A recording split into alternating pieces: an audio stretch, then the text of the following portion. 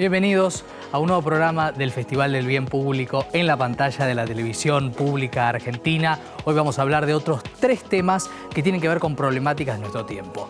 El primero es la desigualdad de género en el acceso al trabajo. Varones, mujeres, comunidad trans, LGTBI+, no tenemos las mismas posibilidades a la hora de llegar al trabajo, de ganar lo que ganamos, incluso de ocupar los puestos claves, entre otras situaciones de desigualdad. Esto fue investigado, entre otros, por la Fundación ADECO en España, que hizo una publicidad para mostrarte, por ejemplo, qué situaciones atraviesan las mujeres a la hora de una entrevista laboral.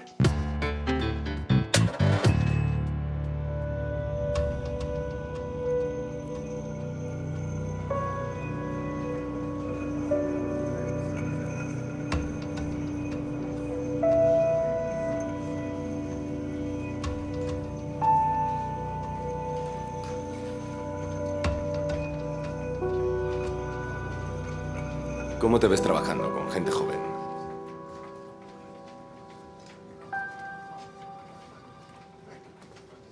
¿Crees que vas a poder cumplir con tus horarios?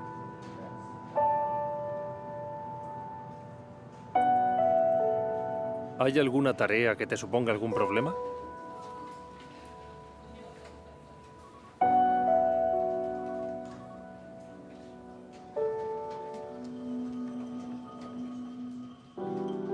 Está pensando que por ser mujer y tener 50 años, no soy capaz de aguantar un ritmo duro de trabajo. Que por ser mujer y madre soltera, no voy a ser capaz de comprometerme con la empresa. Que por ser mujer y tener discapacidad, soy más débil que el resto y no podré hacer bien mi trabajo. Insinúa que por mi edad no estoy actualizada. ¿Cree que voy a faltar al trabajo por cuidar de mis hijos? ¿O que pediré una reducción de jornada a los 3 meses de ser contratada? Piensa que voy a complicarle la vida y que será una carga más con apoyo. Y que no tengo la energía suficiente para afrontar nuevos retos.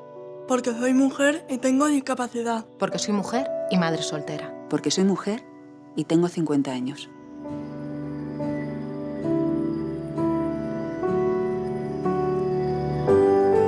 Lo que no sabes es que durante los últimos 25 años he ido acumulando una experiencia muy valiosa. Que estudié mi carrera mientras trabajaba. Superando cada dificultad y siendo una más del grupo. Adaptándome a cualquier entorno laboral. Y que cuando alguien confía en mí, mi esfuerzo y compromiso son el doble. Estamos ahora en comunicación con una querida actriz argentina, con Eleonora Wexler. Gracias, Eleonora, por tu tiempo. ¿Cuál es tu mirada sobre este spot, teniendo en cuenta también tu experiencia dentro del mundo del espectáculo?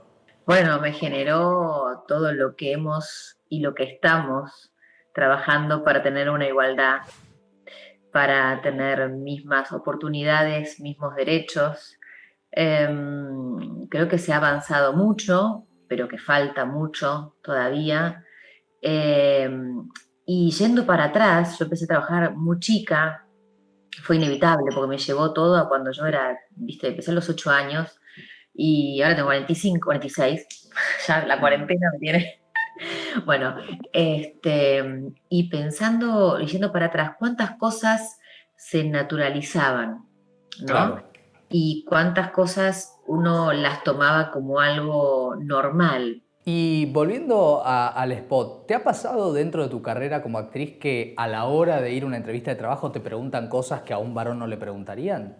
Me ha pasado con un director, donde yo por lo general no soy de confrontar, porque me gusta estar en un espacio de trabajo tranquila, relajada, poniendo los límites necesarios, pero no he tenido, la verdad, en toda mi carrera, que poner límites, salvo alguna cosa muy concreta, ¿no? Con algún compañero, quizá. Y creo que cuando eso ya estuvo expuesto, ya está, no hubo más. No tuve ese problema. Pero sí en este caso con este director, que por ahí se hace gracioso, el chistoso, y que sí creía que quizá por ser mujer, me iba a comportar desde un lugar mucho más sumiso y mucho más sin confrontar. Y tuve que confrontar en ese momento. Fíjense hasta qué punto es real lo que cuenta Eleonora Wexler, que vamos a mostrarlo en datos, en cifras. A nivel global, la diferencia entre los salarios de mujeres y de hombres es del 23% según la ONU. Del total de las mujeres argentinas ocupadas, casi el 35% se encuentra en condiciones de informalidad, dice el INDEC en nuestro país. En el mercado de capitales, el 10% de los cargos directivos son ocupados por mujeres. Solo el 10%, dice la Comisión Nacional de Valores Argentina. Datos bastante fuertes. Y fíjense ustedes que también hay un correlato, obviamente, y muy importante desde el punto de vista legal. Y vamos a escuchar qué nos cuenta al respecto la doctora Sabrina Cartavia, conocida abogada feminista. Bueno, en primer lugar, digamos, resaltando el spot, veo que lo que quisieron buscar es tener una mirada interseccional. ¿Qué significa esto? Digamos que las mujeres, por nuestra condición de mujeres, sufrimos discriminación estructural, pero que no es la única discriminación que se cruza sobre las subjetividades, sino que también tenés discriminaciones que van a ser, por ejemplo, por discapacidad. Digamos, ahí tenemos a una mujer con discapacidad.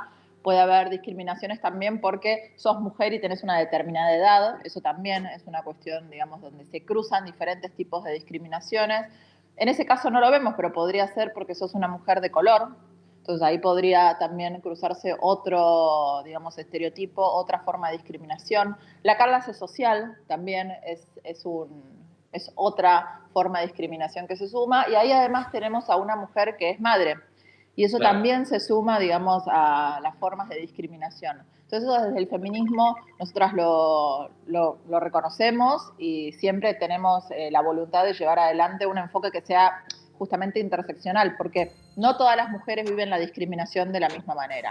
Este spot habla de algo que se refleja también en muchas realidades, que es la desigualdad laboral también en los sueldos. ¿Qué te despejó y qué te muestra de casos que conoces? Bueno, eso que vos señalás es lo que nosotras llamamos como brecha salarial, ¿no? O sea, la diferencia que hay de salario por la misma tarea entre varones y mujeres.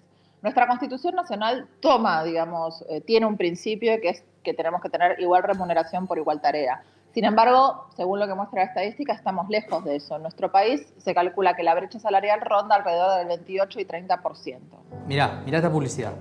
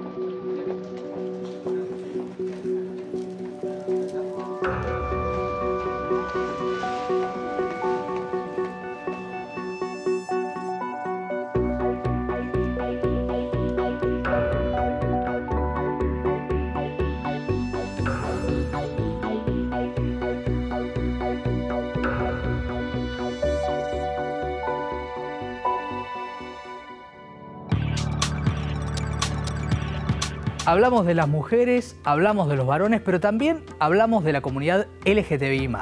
Y lo hablamos con un artista popular que todos admiramos, que el público masivamente reconoce como La Costa. ¿Cuán difícil es para una chica trans llegar a tener trabajo?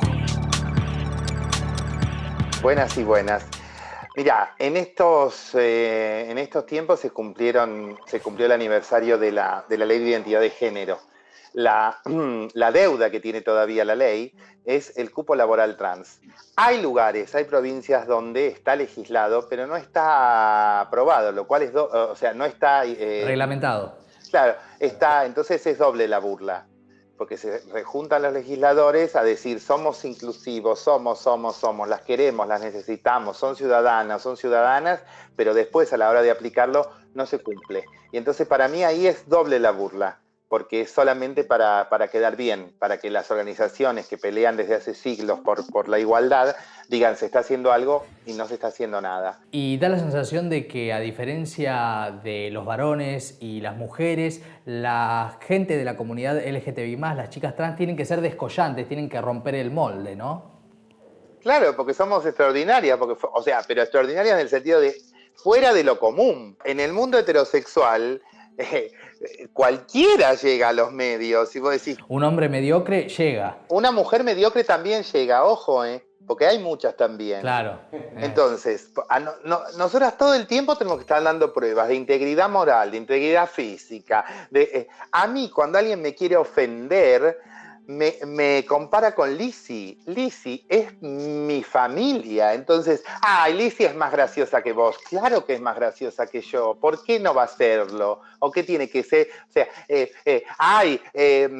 al final son amigas, pero siempre está, o sea, a un varón heterosexual no le dicen, o sea, no sé, compararte. A Robert De Niro no le dicen, vos sos mejor actor que Al Pacino, porque son hombres, ¿entendés? Son dos grandes actores. Nosotras siempre tenemos que estar dando muestras. Y no hablemos, o sea, y nosotras como trans hemos logrado 20 millones de cosas más que las mujeres, ¿eh? Claro. Y eso también es duro, porque siempre la mirada es, en los tiempos que hay una pandemia que es abrumadora, que son los femicidios, la estadística oficial no toma en cuenta los transfemicidios, no toma en cuenta los travesticidios. Hace poco mataron a una chica y en el hospital no la quisieron atender. La chica se desangró en la puerta del hospital. Esa chica es el reflejo de las tantas decenas y miles de chicas que han muerto porque tampoco han tenido oportunidades. Porque si una chica salió de su casa a los 12, se empezó a prostituir, ¿qué posibilidades tuvo de ir a estudiar? Ninguna. Entonces, si la llevan a un programa de televisión es para verla como una marginal, para burlarse, y hay un gracioso que le va a decir, jugamos un partidito. Y no hay, desde los medios tampoco una medicina diciendo, esto no está más. Esta nota que estamos haciendo nosotros habla del avance también. Hace unos años vos proponías esta nota y te decían, no interesa. ¿De qué va a hablar? ¿De droga y prostitución? Sí, que venga. Y pensaba como conclusión, Costa, que es esa alegría, ¿no? La que, sin embargo, aparece pese a toda esta situación, ¿no? No, y no solo la alegría de que yo elegí ser humorista en la vida. También mucha gente que está mirando esta nota en su casa, tienen un nene trans o tienen una nena trans y no saben qué hacer. Y me ven a mí, o ven a las chicas que te nombré, a Diana, a Lizzie, a Flor de la B, a Mariana Genesio. Entonces nos ven a nosotras y nos ven exitosas, nos ven triunfantes, nos ven sonrientes. Algunas las ven en pareja, como Flor, tantos años, Lizzie, que está muy feliz. Y dicen, no, pará, puede laburar de otra cosa, puede ser respetada, puede ser querida. Y eso es lo más importante, esa es la alegría. O sea, la alegría es esto, de que a mí me están mirando y dicen, pará, mi hija entonces su destino no es ser peluquera o ser prostituta. También puede ser artista, también puede ser periodista, también puede ser médica, lo que tenga ganas de ser. Y eso es lo más importante, que lo que se viene, no solo para nosotras, sino que la gente se la va a dejar ser lo que quiere ser. Y eso es la celebración.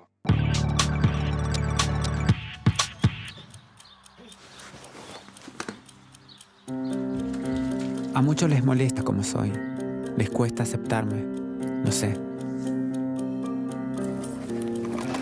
Todos los días trato de mejorar. Pero es más fuerte que yo. Hola. Es lógico que cuando llego todos me miren mal. Pero yo no lo hago a propósito. Vamos a ver que a partir de las... Siempre me dicen que tengo que cambiar. Como si fuera tan fácil cambiar.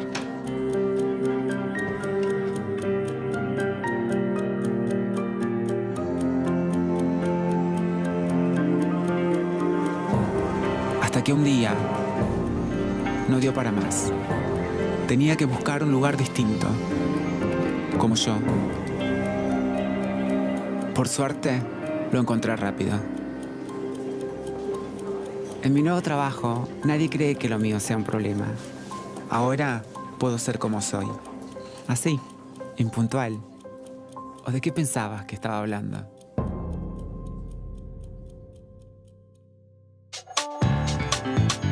Desigualdades a la vista, ¿no? Mujeres, varones, la comunidad LGTBI+, diferentes situaciones que obviamente hay que resolver para que todo sea más justo y evidentemente tanto los testimonios como las cifras nos comprueban que este es un tema de bien público. Enseguida seguimos hablando de COVID-19 desde la perspectiva de si hay un número de muertes aceptable y muchos temas más también vinculados al medio ambiente.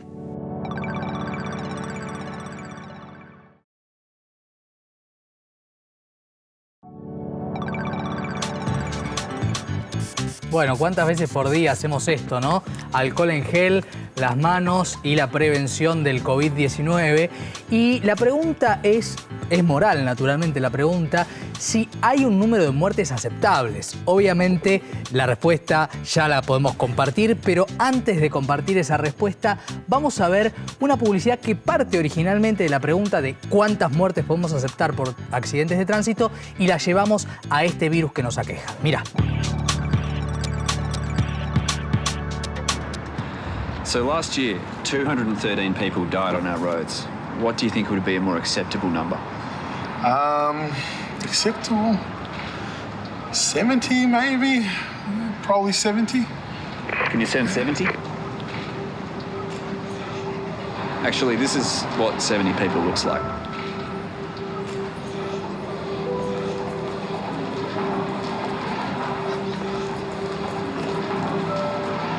It's my family.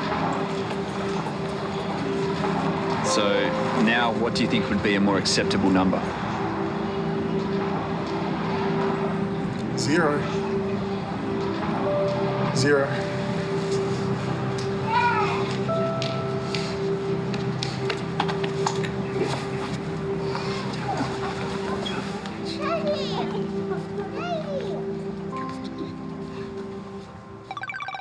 Tenemos el gusto de hablar con la doctora Florencia Kahn, infectóloga. Obviamente ustedes la conocen y la ven y la escuchan con asiduidad. Y ahora para hablar de este spot tan singular, ¿no? Que plantea, creo, un dilema moral. ¿Cuántos muertos uno toleraría? ¿Cómo está, Florencia? Y bueno, ¿cuál es tu mirada desde el punto de vista médico de esta publicidad? Sí, la verdad que es un video duro, ¿no? Que creo que nos interpela a todos. Todos los días en Argentina y en el mundo muere muchísima gente, incluso por otras razones que no son el COVID-19. Lo que creo es que cuando hay una pandemia o una situación que nos pone en vilo y una emergencia sanitaria como es el COVID-19, tomamos conciencia un poco del valor de la vida humana, ¿no? Porque a veces en el día a día y en la vorágine no tomamos conciencia de la cantidad de personas que mueren por otras causas. Entonces, siempre cuando hablo del tema del COVID-19 y hablamos de términos epidemiológicos, como las curvas, las tasas, los porcentajes, digo, en definitiva, eso se traduce en la vida de las personas. Cuando uno eso epidemiológico tan frívolo en algún punto lo traduce a lo que es la vida de la gente, te empieza a sonar distinto. Entonces decir, bueno, entonces tal vez quedándome en mi casa todo el tiempo que me quedé, por más que me aburrí un poco, sin darme cuenta, le estoy salvando la vida a una persona. Y volviendo al tema del video, cuando le preguntan, bueno, ¿cuántos son aceptables? Y él dice, bueno, 70. Ah, sí, 70. ¿Pero qué 70? ¿Te da lo mismo que 70? Cuando a esos 70, que es un número frío, uno le pone caras, y no importa necesariamente que sea o no sea tu familia. Tiene que ver con que cuando eso vos lo traducís a personas de carne y hueso, todo cobra otro sentido. ¿Cómo se hace cuando algo se torna masivo y al mismo tiempo de gran trascendencia pública? ¿Es más fuerte tener que lidiar con esos números que tienen cara, nombre y son personas que fallecen? Sí, nosotros estamos acostumbrados lamentablemente a tener que lidiar con, digamos, cara a cara muchas veces con la muerte, y eso es algo muy complicado y que requiere como mucha preparación. Y son las cosas que muchas veces no las aprendes en la facultad, no las lees en los libros, las aprendes con el correr de los años, con la experiencia. Siempre es difícil, uno en algún punto tiene que tomar cierta distancia para poder seguir adelante, porque si no, digamos, sería como imposible poder llevar a cabo nuestra labor. Sí, pensaba justamente en cómo la existencia humana siempre se trata de negar la finitud. Bueno, este virus nos pone encima del rostro la obligación de reconocer la finitud. Tu padre, el doctor Pedro Kahn, decía, bueno, si uno, esto es como salir de un incendio, o salimos todos juntos o nos quemamos todos juntos, va por ahí. Sí, tal cual. O sea, nadie se salva solo en esto.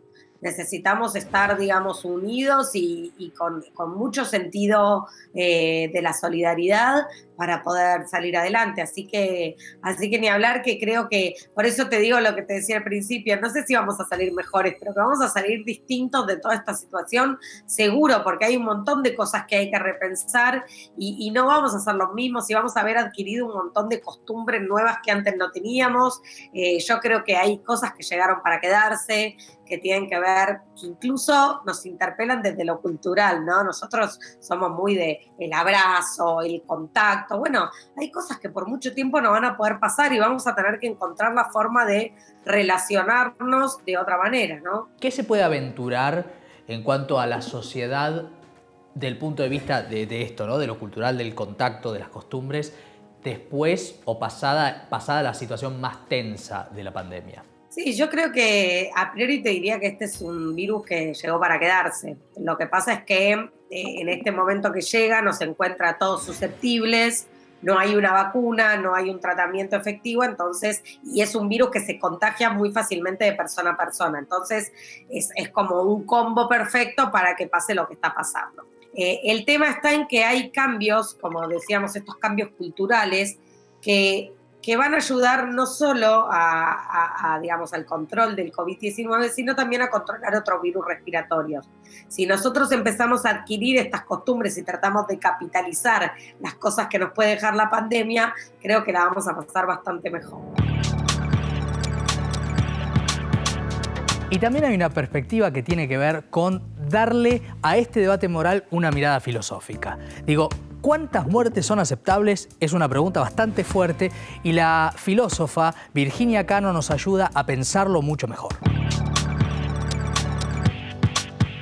Bueno, en primer lugar me parece que es interesante porque remite a nuestra responsabilidad colectiva y a la capacidad de afectarnos por básicamente la posibilidad de las muertes de las personas. En ese sentido me parece que es importante, que es una de las cosas más difíciles y también más urgentes de este momento, que es pensar cómo nuestra responsabilidad individual redunda en una responsabilidad social. Por otro lado, creo que tiene un límite el video, y es que apela muy directamente a la familia, digamos, ¿no? Y me parece que una de las cosas más interesantes que nos está pasando en este contexto es pensar que nuestra responsabilidad y nuestra capacidad de conmovernos con los otros y con las otras y con los otros no debe quedar recluido a la familia, sino que tenemos que pensar en un sentido de lo colectivo y de lo comunitario que trascienda ese horizonte que sí nos es familiar. Nos es familiar preocuparnos por nuestros afectos, por nuestras familias, por nuestros compañeros, por nuestros amigos, pero nos es mucho más difícil a veces preocuparnos por la población en general, en su conjunto.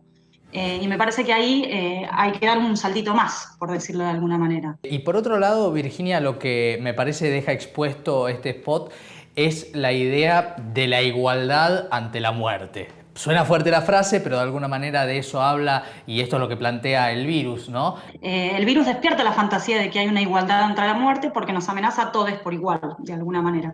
Pero ese igual es falso y eso lo sabemos muy bien. No recae de la misma manera, con la misma crueldad en distintas poblaciones y en distintos sectores de nuestra comunidad, nuestro barrio, nuestra ciudad, etc. Tenemos que responsabilizarnos y ser conscientes que si bien es una amenaza potencialmente para todos, no todos tenemos los mismos medios para enfrentarlo de la misma manera. Por ejemplo, no todos podemos hacer el aislamiento. Yo estoy haciendo el aislamiento, soy investigadora del CONICET, a mí me pagan, puedo quedarme en mi casa, tengo acceso al agua corriente, puedo pagar la comida y eso me genera un privilegio en ese sentido, y es que yo puedo efectivamente tomar esa medida que es de cuidado colectivo y también de cuidado individual, pero no todas las personas están en esa situación. ¿Qué se puede aventurar de el después, por lo menos, del momento más central de la pandemia, de la problemática más cruda? ¿Cómo puede ir la sociedad modificándose si es que eso sucede a futuro? Hay algo que está pasando y que vino incluso en algunos aspectos muy lamentablemente a quedarse. Pienso que nos estamos viendo obligados a revisar nuestras maneras en lugares muy chiquititos que nunca pensamos que íbamos a tener que revisar, como cómo hago para hablar con la persona del kiosco? ¿Cómo hago para pedirle la verdura a mi verdulera? ¿Cómo hago para tomar un transporte público? ¿Quién tiene en este momento la prioridad para usar, por ejemplo, el transporte público y no? ¿Cómo pensar esa serie de intercambios? Me parece que ahí hay una ética del trato y de la cotidianidad que va a tener una estela larga. Incluso a mí me preocupa mucho, pienso que hay algo incluso del temor al contacto, del temor a los otros cuerpos. El hecho de que pensemos que todos son potenciales transmisores de la enfermedad tiene una eficacia enorme en términos de nuestros vínculos interpersonales. Y eso nos va a cambiar la vida. Te quiero mostrar esta publicidad al respecto de lo que hablamos, mirá.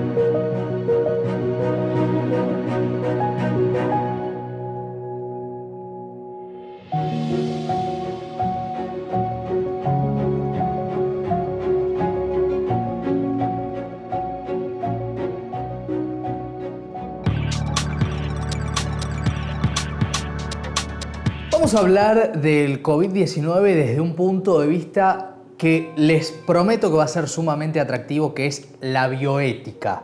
Y vamos a tratar de pensar a los seres humanos no como números, que es una cuestión que viene apareciendo y obviamente para controlar el virus es algo importante, sino como que cada uno, y esta es la gran verdad, cada uno es una vida que tiene dignidad, que tiene valor, que tiene peso específico y que por eso las medidas que toman los estados van en favor de preservar todas las vidas. Sí, justamente lo que vos decís. Yo creo que a pesar de que uno ve la epidemiología, las políticas sanitarias pensadas en grandes volúmenes, también hay una ética de la pandemia, ¿no? Hay una ética del confinamiento, unas decisiones que también tienen su soporte en una perspectiva bioética.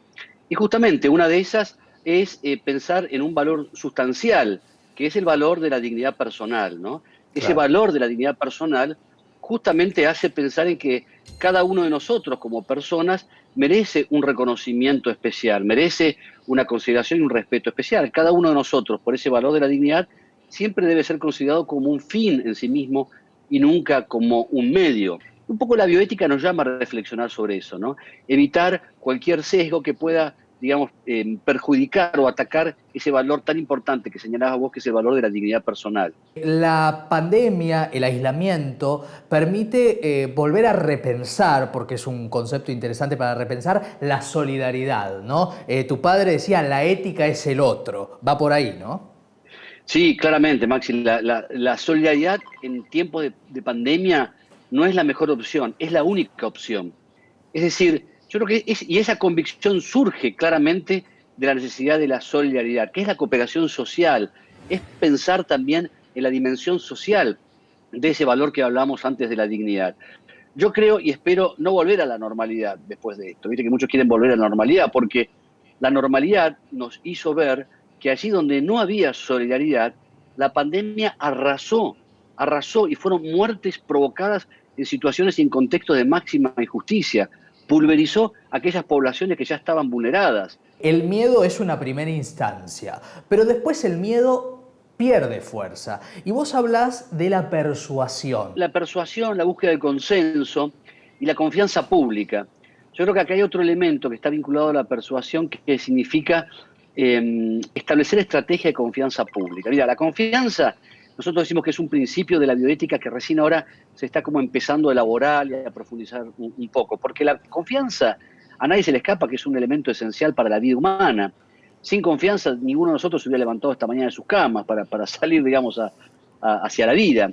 Fomentar a partir de esa persuasión que vos indicabas una convicción de las medidas que se toman son medidas que han sido estudiadas, que aquí hay un comité de expertos, que hay epidemiólogos y que hay gente que trabaja a cambio de nada. A ver, sobre todo el grupo de infectólogos y infectólogas que está trabajando, es gente que está laburando a destajo, a cambio de nada.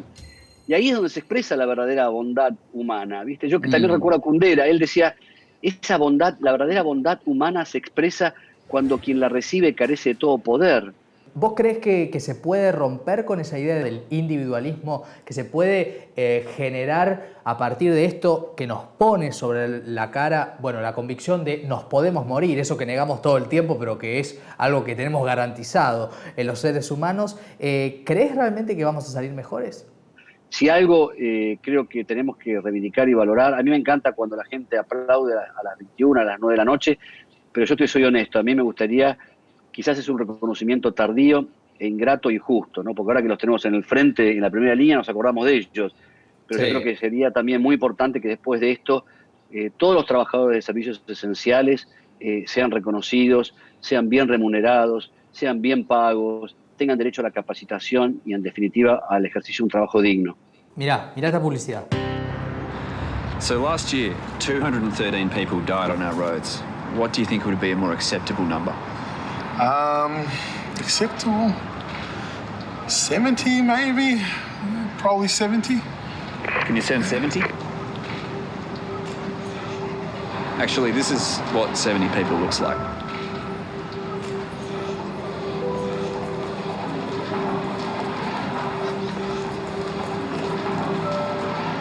It's my family.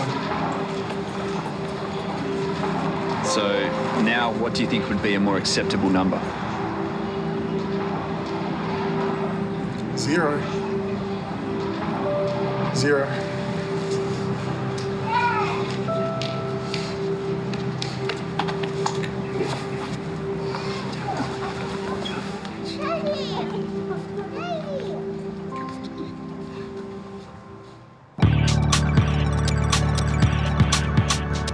Y de eso se trata el Festival del Bien Público, de pensar a partir de la creatividad sobre los grandes problemas que tenemos en la humanidad.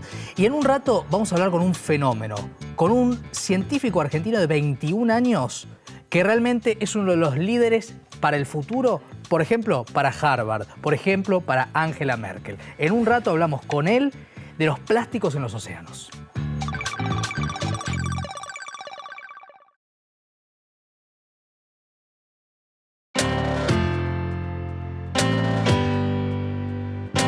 Cada 60 segundos, un camión lleno de plásticos, lleno de basura, de eso que generamos nosotros, es arrojado a los océanos. Esto es una estadística, una realidad y una tragedia para el planeta.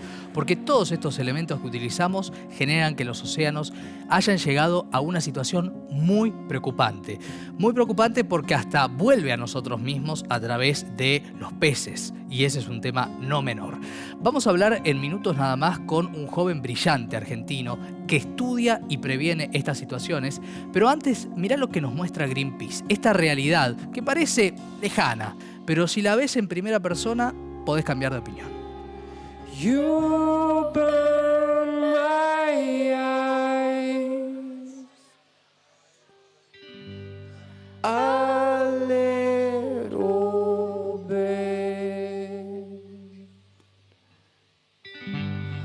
a little bit, sometimes.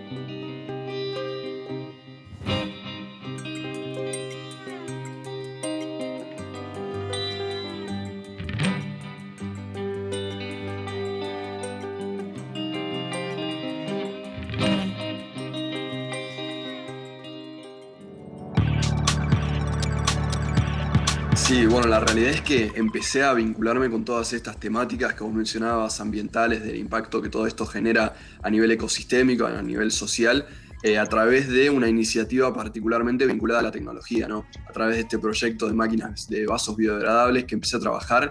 Y bueno, ingresando, digamos, a ese mundo a través de buscar trabajar en una solución, fue que empecé después, a medida que iba conociendo más, que iba ampliando el espectro o el conocimiento sobre la cuestión, a buscar también generar incidencia o avanzar en otras esferas a nivel legislativo, a nivel de la comunicación de la temática, justamente para buscar un impulso, un avance transversal con todo esto. ¿Cuál fue el clic exactamente? El momento que vos dijiste, uy, acá tengo que hacer un cambio en mi vida. ¿Te acordás de ese momento? Bueno, pienso de hecho que un punto, digamos, trascendental en todo esto fue la posibilidad que tuve en 2017 de representar a la Argentina en la cumbre del G20, donde estuve trabajando allá en Alemania con delegados de todo el mundo, particularmente en un comité de ambiente y cambio climático, pero fue tal vez esa instancia donde después tuve la chance incluso de representar a ese grupo ante la canciller Angela Merkel y darle un discurso buscando transmitirle las perspectivas de los jóvenes sobre todas estas temáticas ambientales en las cuales habíamos estado trabajando.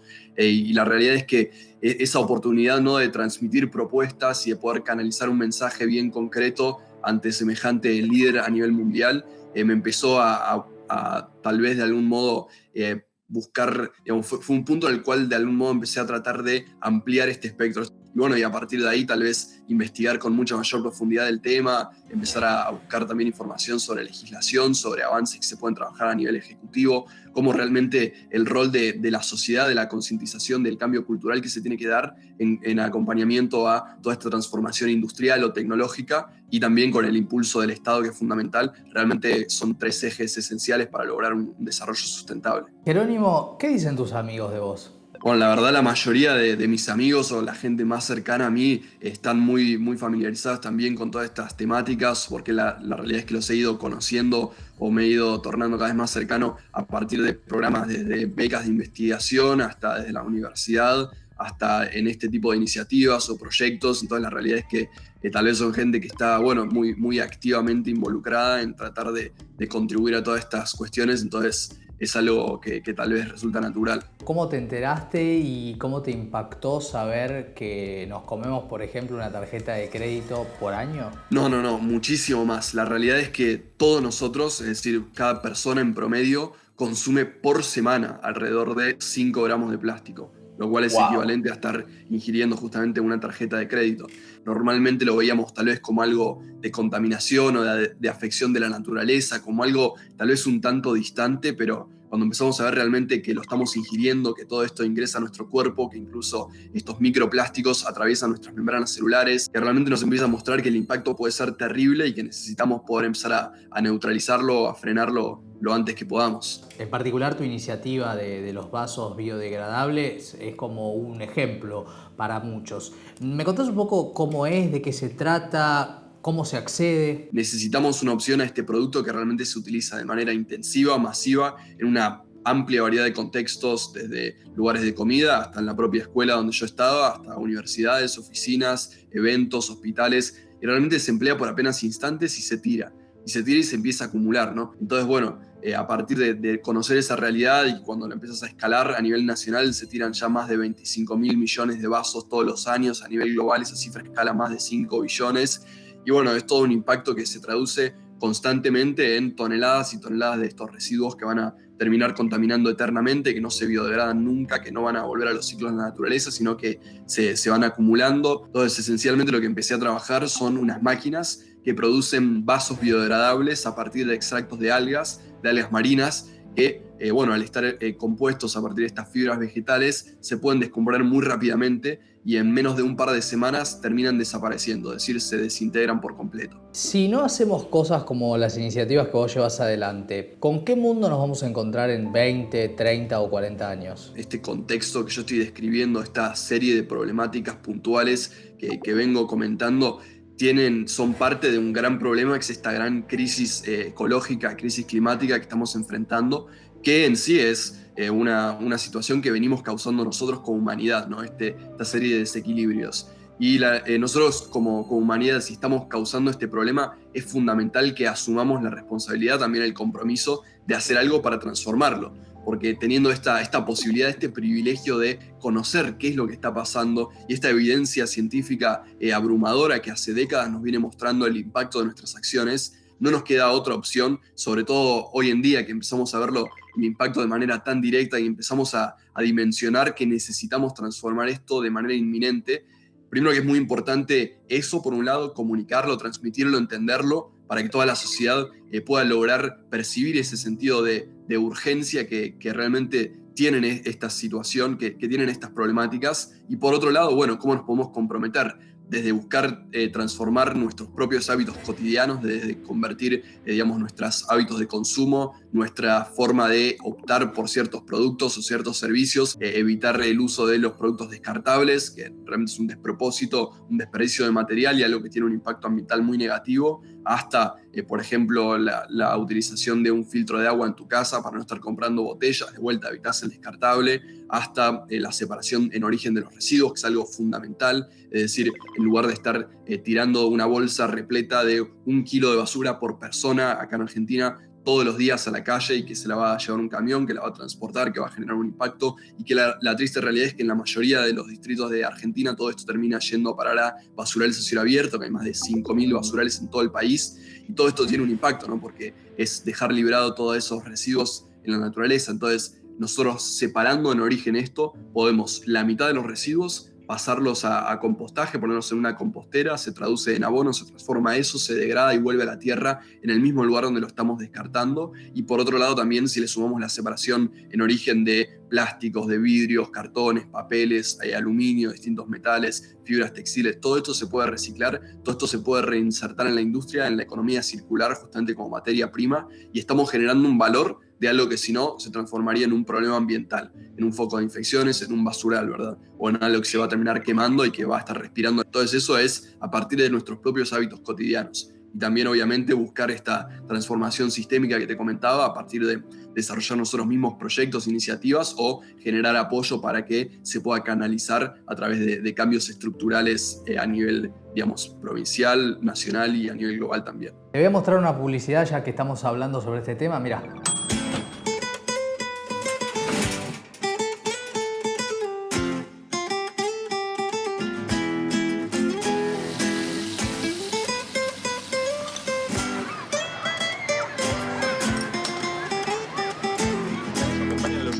En la provincia que estuvo localizada sobre el territorio y ha descargado tal como ayer su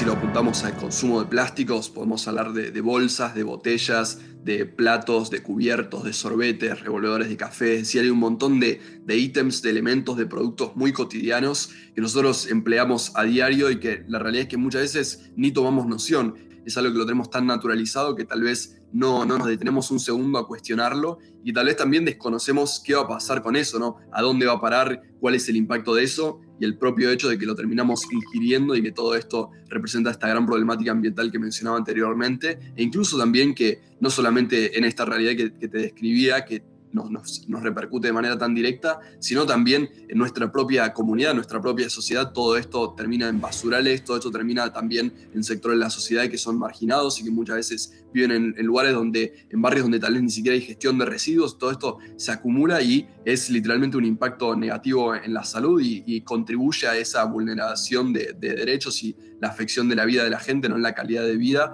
que todo eso tiene un impacto muy negativo. Y por otro lado, de vuelta, cuando nosotros optamos por productos reutilizables, es decir, tener tu propia botella, tener una bolsa reutilizable para ir a hacer las compras, tener, toda esta serie de alternativas que existen.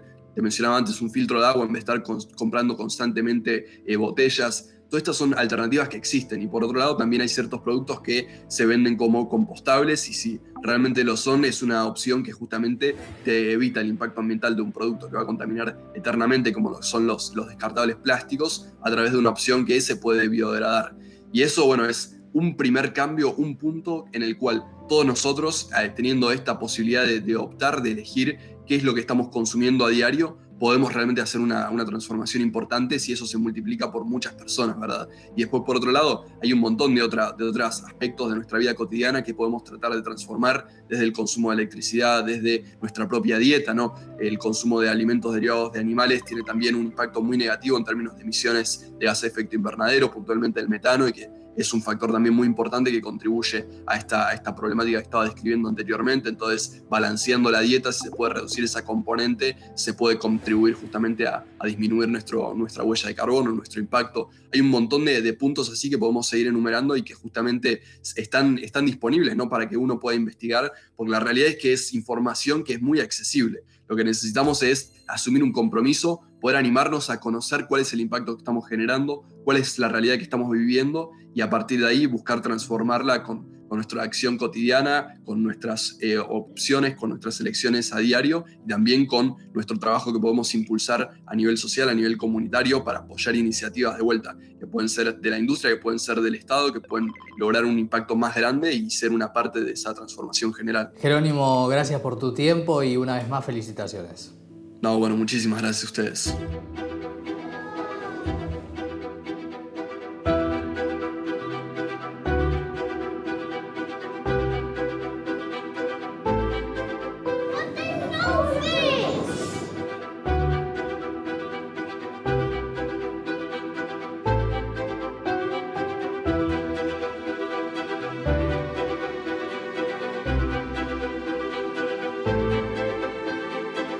There should be millions of fish and 0% of plastic.